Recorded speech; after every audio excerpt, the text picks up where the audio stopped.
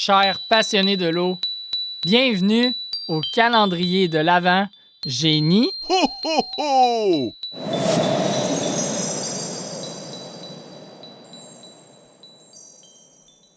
Donc, bienvenue dans ce nouvel épisode de notre calendrier de l'Avent dédié à l'eau. Aujourd'hui, on vous emmène faire un voyage autour du monde pour découvrir des records naturels fascinants.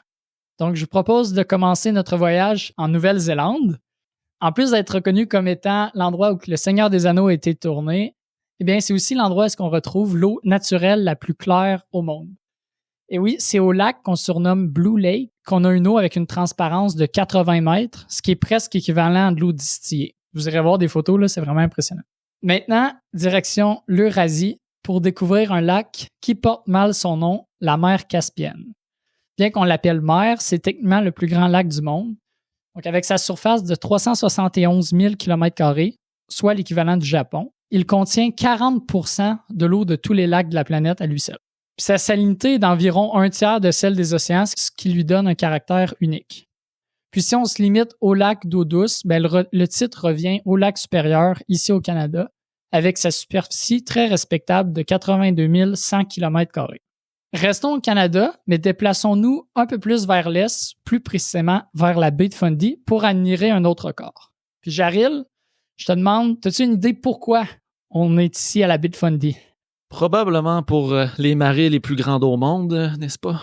Exactement. Ils peuvent atteindre jusqu'à 16 mètres de haut. Puis la force générée par les marées à cet endroit équivaut à environ 8000 locomotives ou 25 000 chevaux. Puis, en parlant d'auteur, cap sur le Venezuela pour découvrir les plus hautes chutes du monde.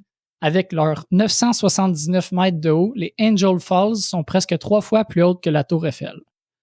Puis, en comparaison, est-ce que vous savez où est-ce qu'on retrouve les plus hautes chutes du Québec? Maintenant que je suis un habitant de la ville de Québec, je vais me tenter pour les chutes Montmorency.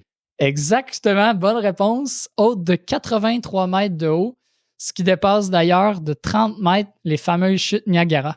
Prochain arrêt, parc Yellowstone aux États-Unis, où se trouve le Steamboat Geyser, donc, vous l'aurez deviné, le plus haut geyser au monde. Lors des éruptions, il peut projeter de l'eau jusqu'à 91 mètres en hauteur, ce qui est l'équivalent d'un terrain de football américain si on ne compte pas les zones de début. Passons maintenant aux profondeurs abyssales de l'océan Pacifique avec le Challenger Deep dans la fosse des Mariannes. Donc, avec ses 10 980 mètres sous la surface, eh bien, c'est l'endroit le plus profond sous l'eau. C'est tellement profond, en fait, que l'Everest pourrait y rentrer avec encore de la place pour 6 tours Eiffel et demi. Puis, à en croire certains films, peut-être que le mégalodon y vivrait encore. Maintenant, direction l'Afrique pour admirer le Nil, la plus longue rivière du monde, avec ses 6695 km. Il relie le lac Victoria à la mer Méditerranée en traversant plusieurs pays. Puis si vous n'êtes pas convaincu que c'est long, je vous suggère de faire Montréal-Vancouver, Vancouver-Winnipeg en voiture. C'est environ la même distance. Par contre, c'est pas la rivière avec le débit le plus important. Pour ça, il faut se déplacer en Amérique du Sud avec l'Amazone qui a un débit de 209 000 m3 par seconde. C'est plus de 12 fois le débit du fleuve Saint-Laurent, puis ça représente environ 84 piscines olympiques qui sont remplies à chaque seconde. L'Amazone transporte environ 20% de l'eau douce qui se déverse dans les océans chaque année. Terminons notre voyage à La Réunion, où, le 8 janvier 1966, une pluie record a été enregistrée à Fok-Fok. En seulement 24 heures, il est tombé 1825 mm, soit presque 2 mètres d'eau. Donc voilà, c'est ainsi que se termine notre tour du monde des records naturels liés à l'eau. J'espère que ces records vous auront rappelé la richesse et la diversité de l'eau sur notre planète, mais qui vous feront aussi réfléchir à l'importance de préserver notre or bleu. Merci d'avoir voyagé avec nous aujourd'hui et rendez-vous demain pour découvrir encore plus de faits captivants sur l'eau.